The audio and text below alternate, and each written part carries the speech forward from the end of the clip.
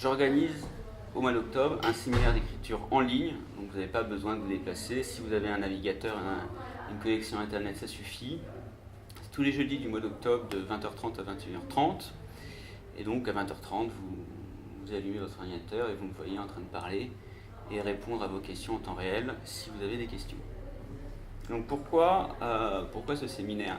C'est un peu une réponse à une frustration de ma part. Ça fait un peu plus de 3 ans que j'accompagne des aspirants écrivains dans l'écriture de leur premier roman, ou en tout cas de leur livre. Et ça a toujours été pour moi une frustration de voir des personnes sensibles et intelligentes renoncer à leur ambition d'écrire parce que tout d'un coup, elles se décourageaient, elles se disaient c'est pas pour moi, j'y arriverai jamais, et je suis raté, et tout ça. Et je comprends tout à fait le découragement, parce que moi-même, une fois sur deux, je le ressens, mais il ne faut surtout pas que ce découragement qui est au départ temporaire, momentané, parce que vous avez mal dormi, parce que vous êtes dans un moment difficile de votre histoire et ça demande des ressources et du courage supplémentaire.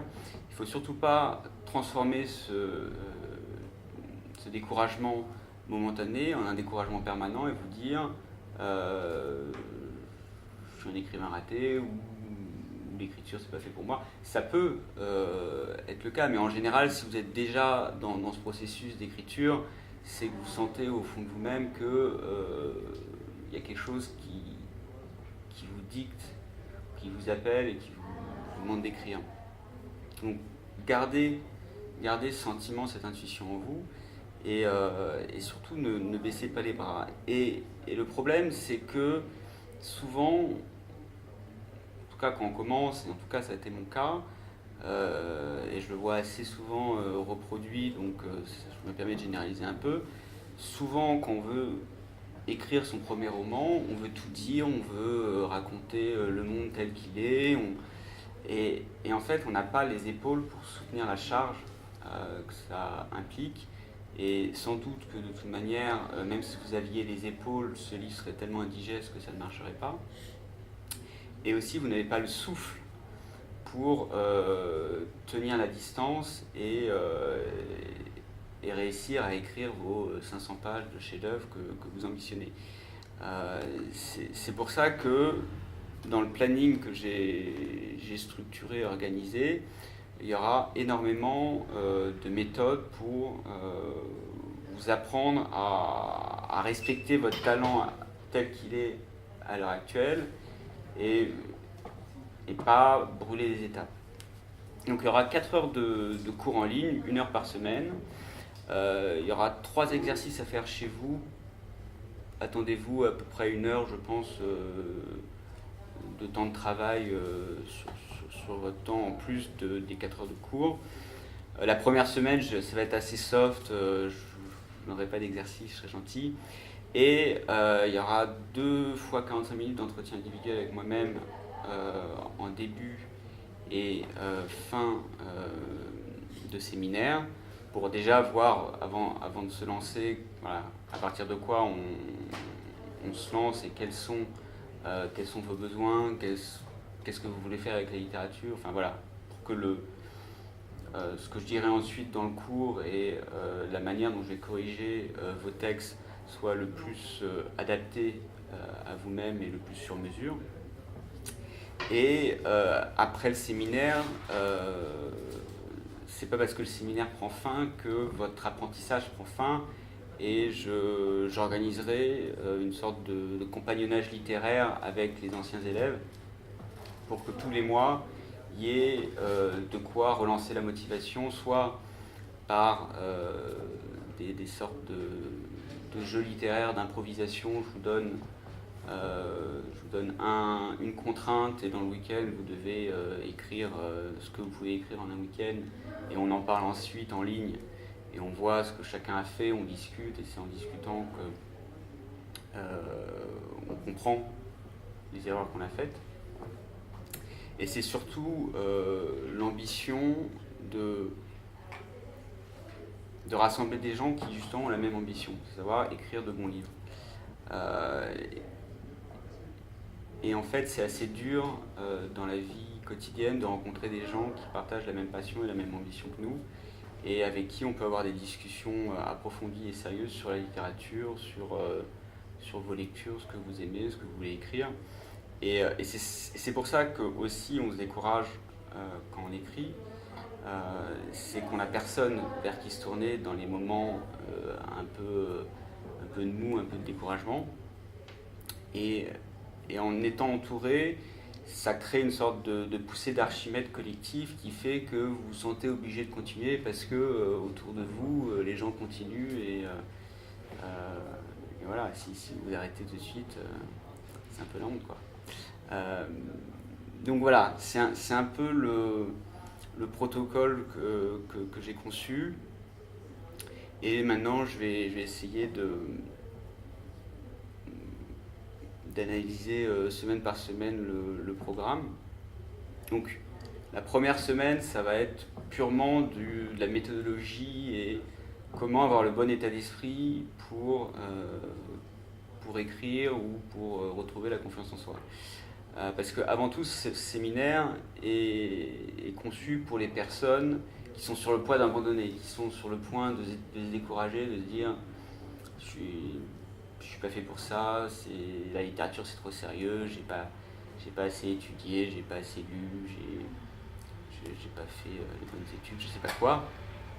Et voilà, j'ai travaillé avec suffisamment de personnes pour me rendre compte qu'il y a énormément de complexes qui entourent la littérature. Souvent des complexes d'éducation, des complexes d'études. Et j'en profiterai ce soir-là pour essayer de les désamorcer. Alors ça demande beaucoup d'introspection, d'écoute et de dialogue. Et c'est pour ça qu'il n'y a pas que des séances collectives, il y a aussi des entretiens individuels. C'est pour adapter les leçons à chaque cas de figure. Et c'est pour ça que le séminaire n'est ouvert qu'à 30 personnes, parce que je n'ai pas un cerveau limité. Et ce sera aussi l'occasion de vous apprendre à voir grand, mais à commencer petit. Ne cherchez pas à écrire une tétralogie de science-fiction, je ne sais pas quoi, alors que vous n'avez jamais rien écrit de votre vie. Commencez simplement à vous demander qu'est-ce que je peux écrire là, en fin de journée, sur ce que j'ai vu dans ma journée. Essayez de lui donner une forme plaisante, essayez de trouver avec concision et élégance la manière d'exprimer ce que vous voulez exprimer. Et après l'échelle de la journée, passer à l'échelle de la semaine, et après l'échelle de la semaine, passer à l'échelle du mois, et ainsi de suite. Et il faut apprendre à créer vos propres petites victoires pour soutenir une confiance qui, au départ, est rarement au top de sa forme. À part si vous êtes une diva, un but de vous-même, qui pensez tout savoir sur tout, et en général, les divas ne viennent pas à mes conférences, donc je me permets de les critiquer. À part si vous êtes une diva, votre confiance en vous est encore à construire, et vous n'allez pas la construire comme ça en une soirée. Ça va prendre plus d'un mois, ça va prendre du temps, et c'est normal, parce que voilà, apprendre à bien écrire, ça demande beaucoup de pratique, et pour atteindre cette quantité de pratique, il faut garder confiance en soi suffisamment longtemps pour que, au fur et à mesure, vous voyez la différence. Mais cette différence peut prendre du temps, et c'est comme ça. Si c'était facile, ça serait. C'est simple, mais c'est pas facile. Voilà, c'est un piège. Ensuite, la deuxième semaine, on va commencer à écrire. Donc en gros, c'est le principe à retenir, c'est pour bien écrire, il faut écrire avec l'imagination du lecteur. Je le répète depuis 3 ans, ou peut-être un peu moins, parce que je n'ai pas compris ça tout de suite. Si vous retirez le travail d'imagination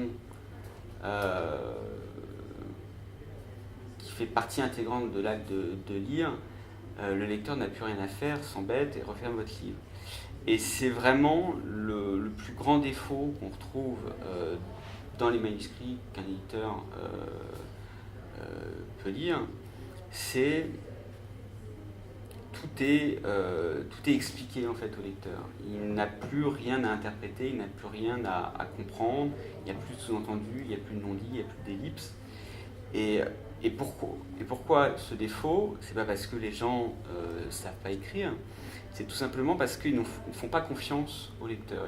Et pourquoi ils ne font pas confiance au lecteur? Parce qu'ils ne se font pas à eux-mêmes confiance. Ils se disent, il ne va pas comprendre ce qu'il ou elle ne va pas comprendre ce que j'essaie d'exprimer ou ce que j'essaie de montrer.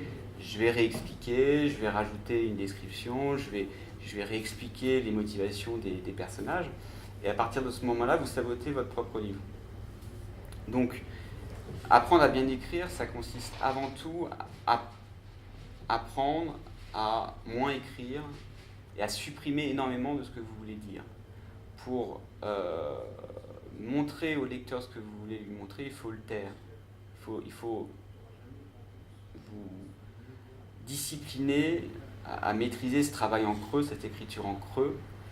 Ne dites jamais l'évident au lecteur et commencez à développer, à faire des digressions quand il y a des comportements psychologiques qui sont contradictoires. Seules les contradictions dans le comportement humain sont intéressantes à développer. Le reste, que je tombe amoureux d'une fille parce qu'elle est jolie, c'est peut-être pas hyper intéressant de le dire. Que je tombe amoureux d'une fille parce qu'elle est borgne et bossue, là ça devient intéressant parce qu'a priori c'est pas très évident. Mais je tombe amoureux de cette fille borgne et bossue parce qu'elle me rappelle mon ancienne nourrice, je sais pas ce qu'on peut imaginer comme explication psychologisante. Voilà, donc je vais vous apprendre à moins écrire, mais mieux écrire. Donc suite à cette session, il y aura un petit exercice d'application du principe pour voir où vous en êtes dans la compréhension de ce principe-là. Et donc voilà, il faudra m'exprimer quelque chose sans me le nommer, et à moi de voir si ce qu'il y a à montrer dans le passage est montré sans être dit. Voilà. C'est un peu une partie de poker, un livre. Ensuite, chaque session est construite sur les bases de la précédente. Donc on va poursuivre le mouvement qui consiste à moins écrire mais mieux écrire. Mais on va essayer de l'organiser dans le flux linéaire de la progression d'une histoire. Parce que finalement, quand vous racontez une histoire, c'est un peu la même chose. C'est moins vous en dites, plus le lecteur est curieux d'apprendre la suite et de voir si son interprétation des quelques indices que vous lui laissez à disposition pour essayer de se faire une idée, de se projeter dans les chapitres suivants, si son interprétation est la bonne. Et c'est l'un des plus grands plaisirs de lecteur que d'avoir une confirmation de ses présupposés en découvrant la fin ou en découvrant une partie ultérieure de l'histoire. Et donc là, on parlera de ça, et l'exercice sera moins un exercice d'écriture que de structuration d'une histoire, montrer comment, voilà, quel rythme en fait de distillation de quelques indices on peut adopter pour mener le lecteur du début à la fin de l'histoire jusqu'au dénouement. Voilà, donc ça peut paraître très simple, mais c'est comme Tetris, ça demande beaucoup de temps avant d'être maîtrisé, et cet exercice sera le début d'une longue pratique jusqu'à la maîtrise de ce savoir-faire. Et la dernière session où je suis peut-être un peu plus radical dans l'expression de mes réflexions sur la littérature, c'est soyez personnel ou taisez-vous. Donc, si quelqu'un d'autre peut écrire le livre que vous êtes en train d'écrire, a priori, il n'y a pas grand intérêt à l'écrire. et je vous le dis de manière très franche et brutale parce que je rencontre beaucoup de personnes qui n'osent pas s'exprimer à l'écrit tels qu'ils sont au plus profond d'eux-mêmes, parce que là aussi il y a un manque de confiance en soi. Ils se disent non mais ça n'a pas sa place dans la littérature, ou ça non, ça va faire rougir ma mère si elle me lit. Et du coup c'est une inhibition personnelle en fait, et ça crée des blocages en fait. Ça crée des blocages. Au lieu de dire ce que vous voulez dire au fond de vous-même, vous essayez de coller avec votre préjugé ou le présupposé que vous avez de ce que doit être un livre, un roman, la littérature ou un personnage de fiction. Où vous vous dites non mais ça j'ai pas le droit parce que j'ai jamais vu cette manière de faire dans un livre. Peut-être que vous êtes un génie, que vous avez inventé une nouvelle manière de faire. Donc voilà, ne vous inhibez pas par des complexes et des peurs. Et là, je retombe un peu sur, je boucle le chemin entamé depuis une semaine, et je reviens sur ce que j'aurais dit dans la première session. C'est ayez confiance en vous, et n'hésitez pas à vous mettre à nu, à faire preuve d'introspection. Moi, le travail avec mes élèves, c'est très peu de technique en fait, parce que la technique, finalement, elle est assez simple, mais elle met du temps à être maîtrisée, et ça vient progressivement, et il faut juste être patient. Et de ma part, ça demande à ce que je vois non pas l'élève que j'ai en face, mais l'élève tel qu'il sera dans 3 séances ou 4 séances. Et mon job, c'est aussi de vendre à la personne que j'ai en face celle qu'elle sera dans 3 ou 4 séances. Donc, ce que je fais, moi, avec les personnes qui me consultent, c'est vraiment de la maïeutique. C'est, voilà, je pose des questions, j'essaye par mes questions, de leur faire se poser les bonnes questions, de leur dire, ah oui, mais là, en fait, ce serait pas plus intéressant si on va directement au fond du problème et qu'on évacue toute l'introduction par laquelle tu essayes de cacher la chose pour laquelle tu complexes et que tu as peur d'exprimer. Enfin voilà, ce genre de choses, toujours dites avec énormément de tact de ma part. Et j'aimerais, dans cette séance, vous aider à y voir plus clair dans ce que vous voulez dire, et ça sera poursuivi ensuite par l'entretien de clôture, l'entretien individuel de clôture du séminaire, pour faire le point et voir voilà, quelle est la prochaine étape. Il ne faut pas vous abandonner comme ça dans le vaste océan d'écriture sans un petit guide pour les premiers mètres à faire seul après le séminaire. Voilà. Donc, l'inscription se fait sur le site, sur mon site, et vous avez l'URL à l'écran. Il y a un code de réduction de moins 15% pour les 10 premiers inscrits, pour vous mettre à tous la pression et ouvrir vos téléphones et vous inscrire dès maintenant. Ça va vous mener à une fenêtre comme ça, qui est une page du service que j'utilise pour faire ce séminaire live qui s'appelle Crowdcast, qui est une start-up américaine et qui fait ce que Skype ne sait pas faire avec talent. Et vous n'avez plus qu'à cliquer sur le bouton que vous voyez, et donc ça coûte 299 € parce qu'il faut quand même que je paye le loyer. Je suis désolé de vous l'apprendre. Donc voilà, il y a le récapitulatif des jours et des horaires, à la fois sur le site et sur la page de l'événement.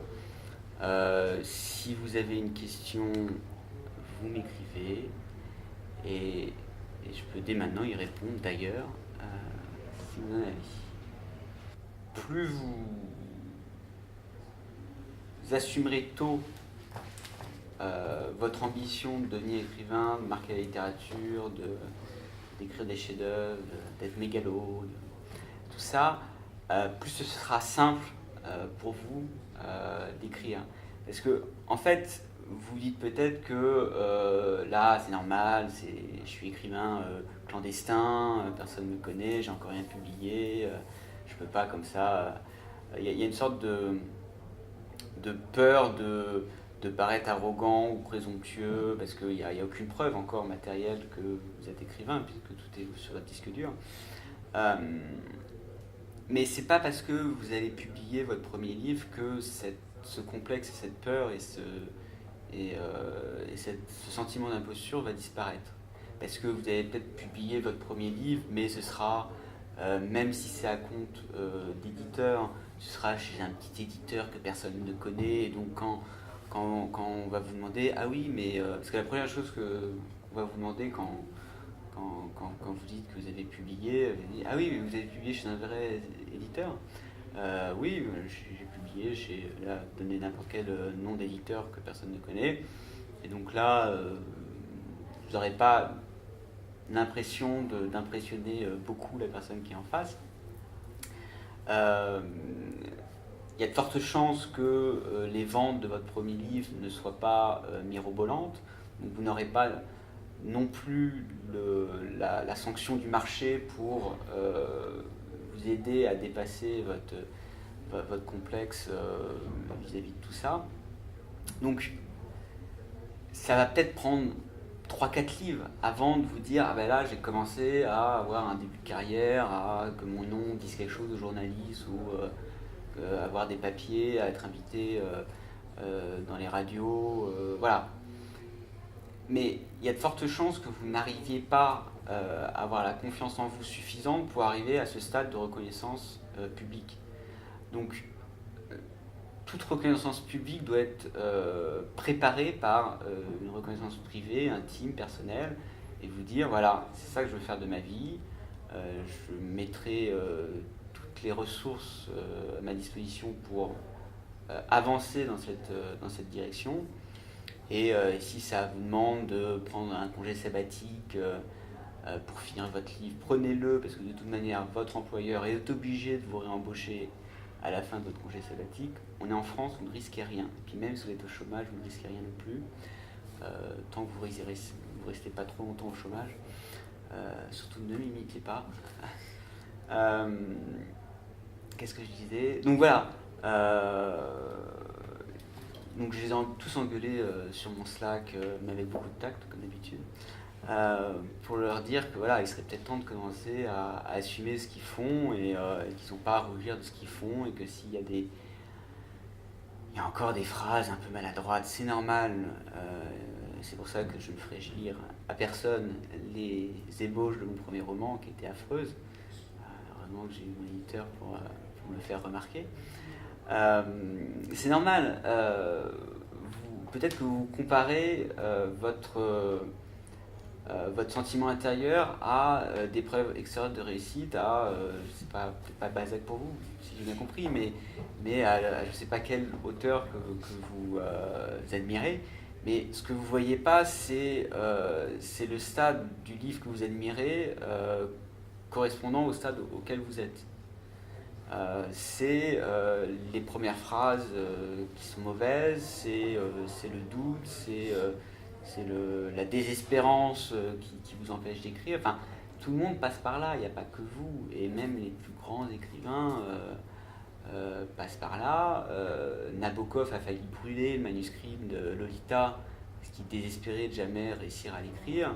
Et heureusement que sa femme avait un peu de jugeote pour l'empêcher de brûler dans le fond de son jardin les pages de son manuscrit. Parce que quand, comme Nabokov ou Flaubert, vous êtes à ce point maniaque que vous écrivez très lentement et que la première année d'écriture de votre roman, vous avez à peine 90 pages pour vous rassurer, vous dire que vous êtes sur la bonne voie, il y a de quoi décourager et se désespérer et abandonner. Et c'est pour ça que, encore une fois, il faut rien lâcher et se dire que c'est tout à fait normal. Donc, même si vous ne venez pas à mon séminaire, j'espère au moins vous avoir transmis cette idée ce soir. Voilà, je ne sais pas s'il y a d'autres questions. Non. Moi j'aurais une question. Ouais. Bonsoir. En fait, je ne sais pas si une réponse Mais en fait, ma question, elle porte sur la question de... Moi, je suis obsédée par la question de la maturité. Je suis pas tant bloquée par des questions de compétences d'imposture, mais je sais pas pourquoi je suis totalement focalisée par l'idée que ce que j'écris aujourd'hui n'aura pas du tout la même profondeur ou le même sens, ou je sais pas, que ce que je pourrais écrire dans 5 ou 10. Voilà, et du coup ça me bloque. Je dis oui, mais si j'attends, ce sera meilleur. Et puis est-ce que ça. Et puis cet effet, mais et si je me rends. Enfin, si je. Parce que publier quelque chose tellement énorme, enfin, je trouve ça tellement. Ça marque quelque chose, si ça passera inaperçu. Non, mais rassurez-vous, votre premier livre passera inaperçu, donc même s'il est maladroit par certains côtés, c'est pas grave, c'est pas grave. Non, alors c'est une très bonne question et je peux tout à fait vous répondre parce que j'avais ce sentiment avant de commencer. Et c'est pour ça que j'ai, depuis l'adolescence, repoussé le moment où j'allais sérieusement assumer mon envie d'écrire. Ça m'a fait emprunter des fausses pistes, ça m'a fait faire des études qui ne m'ont pas intéressé. Et à la fin, quand je désespérais de ma vie, ben, j'avais plus que cette ressource-là, qui était la littérature, pour avancer. Et en fait, la profondeur ne croît que par l'effort, en fait. C'est pas parce que c'est pas automatique, en fait. Vous n'allez pas mûrir automatiquement en vieillissant. Et c'est vraiment un travail de fond, de maturation de vous-même, mais qui vient par se demander, mais tiens, pourquoi, et ça on le fera dans la dernière session quand on se connaîtra un peu mieux, c'est pourquoi il y a des trucs qui créent une friction intérieure, je sais pas comment appeler ça, qui vous fait bloquer ou reculer dans votre vie, et tout d'un coup, ça c'est des complexes ou des peurs ou ça ressemble à de la psychologie, mais mon but n'est pas de vous rendre heureuse, mais de vous aider à mieux écrire, et si ça vous rend heureuse, tant mieux pour vous. Mais c'est un peu par là que ça passe. C'est pour avoir la capacité de raconter des histoires profondes, de créer des personnages profonds, denses, complexes, contradictoires, il faut vous poser des questions sur vous ou sur ce que vous voyez autour de vous. Et ça, ce sera aussi un exercice. C'est à partir de 3 trucs apparemment futiles, anodins, on peut faire une histoire très intéressante. Et j'essaierai de vous montrer comment, par quel mécanisme ça passe, par quel travail intérieur ça passe. Mais si vous attendez que le beau jour où vous serez prête, ça n'arrivera jamais. Que ce soit en termes de maturité, en termes de technique, il faut se faire la main. Et c'est pour ça que les premiers textes sont parfois maladroits, mais ça fait aussi leur charme. Quand vous commencez, vous lancez dans l'écriture, vous n'avez jamais rien écrit, vous pouvez dire voilà, je vais tout mettre, je vais mettre 10, 20, 30, ou je sais pas combien d'années de vie sensible emmagasinées, accumulées dans ce premier roman. C'est un peu un all-in, c'est ça le terme du poker, je sais plus. Donc ça va être brouillon, ça va être chaotique, il y aura sans doute besoin d'un éditeur patient et attentif derrière vous pour dégrossir un peu le travail, mais il y aura une sensibilité parce que cette volonté, cette rage que vous voulez à emmagasiner, voilà, l'état actuel de votre pensée dans un livre va faire que vous allez dans cet effort, et par cet effort vous dépassez à un moment ou à un autre. Et voilà, c'est imaginer un athlète de haut niveau se dire non mais là je suis pas encore je vais pas commencer à m'entraîner parce que je suis pas encore prêt. Il sera prêt par l'entraînement. Voilà. Donc mais je comprends tout à fait ce que vous ressentez parce que je l'ai moi-même ressenti, mais voilà, à un moment il faut jeter à l'eau, et que ce soit avec moi ou avec quelqu'un d'autre. ou toute seule comme une grande, à un moment, il faut en passer par là, quoi. Je me dis que peut-être que le gros sujet, il est là, mais que je devrais attendre ce moment-là pour en faire quelque chose comme je veux, mais qu'avant, qu'il faut poser des pas, mais qu'avant ça, il y a d'autres petits sujets. Et je me demande, est-ce que vous avez déjà entendu parler de ce sentiment-là, de savoir qu'il y a des choses qui se feront plus tard, qu'on laissait en gestation et qui méritent un peu de temps parce qu'on sent que...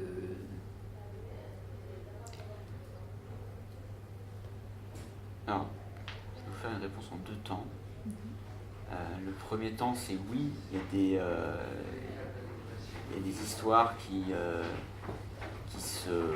s'imbriquent pas, tous les éléments ne s'imbriquent pas les uns dans les autres du premier coup, et ça demande du temps à voir ce que l'intuition assez floue que vous avez en tête peut devenir comme livre. En effet, vous pouvez tout à fait laisser mûrir ça dans un coin de votre cerveau. Sans doute qu'il y a des choses, en fait, des questions qui ne sont pas posées, en fait. Et comme vous n'avez pas les réponses à ces questions, parce qu'elles ne sont pas posées, ça vous empêche de formaliser de manière un peu plus précise une vague idée que vous avez en tête. Après, il n'y a rien qui est impossible. Moi, je suis assez bon client pour les idées, et en général, je commence à avoir l'habitude de voir dans quelle direction ça peut aller. Après, le gros sujet en question, rien ne vous empêche d'identifier les principaux thèmes ou la prémisse de cette énorme histoire qui est tellement énorme qu'elle vous domine et vous empêche de l'écrire, pour les extraire de cette impossibilité et de faire quelque chose de petit par rapport à cet énorme projet. Et c'est pour ça que je disais tout à l'heure, voyez grand mais commencez petit, c'est essayer d'identifier en vous les thèmes ou les obsessions récurrentes, les trucs qui reviennent sans cesse et qui vous obligent presque à écrire dessus.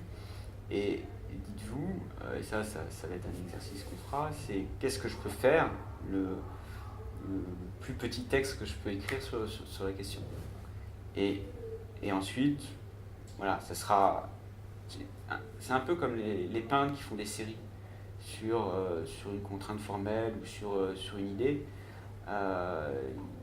Essayez d'envisager le processus d'écriture comme une série et dites-vous, voilà, je veux écrire là-dessus, ça me dépasse, parce que j'imagine tout de suite, ou je devine tout de suite que ça débouche sur quelque chose de grand, peut-être trop grand pour moi, mais essayez de voir, voilà, donnez-vous une contrainte de temps, voilà, en 1 semaine, qu'est-ce que je peux faire là-dessus, et progressivement, cet exercice itératif va d'une part vous permettre de construire ce que j'appelle des petites victoires, et donc de construire votre confiance en vous, et ensuite de réfléchir, à analyser ce gros sujet qui vous travaille, et préparer en fait la suite. Et au départ, vous allez écrire, je sais pas, 3 pages. La prochaine fois, ce sera 10 pages, et ensuite 50 pages, et ensuite 100 pages, et ainsi de suite. Et il n'y a aucun sujet qui peut s'épuiser. Regardez ce que fait Modiano. Il fait toujours la même chose, mais toujours de manière différente. Et c'est toujours les mêmes thèmes, les mêmes atmosphères, mais il y a toujours une variation. Et c'est trouver en fait les variations par la répétition qui va vous permettre de cerner en fait ce que vous faites, de progresser, pour revenir à votre première question tout à l'heure, de mûrir et de progresser. Donc voilà, faut vraiment être patient, accordez-vous du temps, et c'est pas grave si vous avez l'impression d'être en retard sur, je sais pas moi, Rimbaud par exemple. Ne prenez jamais des écrivains précoces comme modèle. Ça ça a tendance à décourager des vocations, à vous dire, ah, mais de toute façon, je suis trop vieux, j'y arriverai jamais. Stendhal a commencé à écrire ses romans à la quarantaine passée, donc rien n'est impossible. Il y a plein de cas de vocations tardives. Donc voilà, c'est pas parce que vous n'avez pas fait Cagne, Hippocagne, que vous n'avez pas fait Normal Sup que... Et j'ai envie de dire tant mieux, parce que ça vous donne un regard frais et personnel et non formaté par l'enseignement. Ça peut-être que votre vie jusqu'ici c'était sportif de haut niveau et suite à une blessure vous êtes obligé d'arrêter et vous avez envie d'écrire là-dessus. Et je ne sais pas pourquoi les sportifs ont un complexe et s'imaginent que le sport est incompatible avec la littérature et qu'on ne peut pas écrire de bons livres sur le sport. Comme les écrivains sont assez peu sportifs de manière très générale, il y a une carte à jouer et s'il y a un sportif qui m'écoute, ici ou sur internet, écrivez, je vous en prie. Donc voilà, tout est possible, n'importe qui peut devenir écrivain. Ça ne veut pas dire que tout le monde peut devenir écrivain, mais n'importe qui suffisamment motivé et pugnace et persévérant, qui dédie à son ambition et à sa passion le temps qu'il faut pour mûrir et maîtriser sa pratique de l'écriture, cette personne deviendra écrivain, j'en suis sûr. Voilà. Donc j'espère au moins vous avoir persuadé de cette réalité. Et voilà, n'hésitez pas à me poser des questions par email, n'hésitez pas à vous inscrire, à me donner votre argent, il est bienvenu. Voilà, sur le site, il y a mon numéro de téléphone si vous voulez qu'on discute. Voilà, quoi. Donc, je vous remercie d'être passé ce soir. Je vous encourage dans votre démarche. Et je vous dis à la prochaine fois. Merci.